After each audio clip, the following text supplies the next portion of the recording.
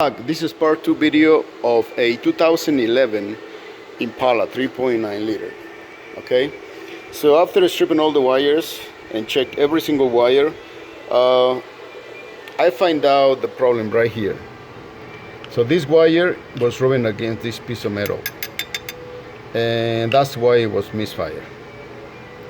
Okay, so computer send ground signal, but if you touch metal, it's going to cut right here, and it's not going to go forward to the coil. Okay, that's why 2 and 5 was misfire. All right. If you have any questions why your car is misfiring, if it's one cylinder only, that might be a different problem. Okay. All right. So there you go. If you have an issue like this where 2 cylinders are misfire, which 2 and 5 makes sense, controlled by one wire from the computer, there you go. Check all your wires, check all your connections, make sure all okay. All right, there. So that's the problem. Leave some comments.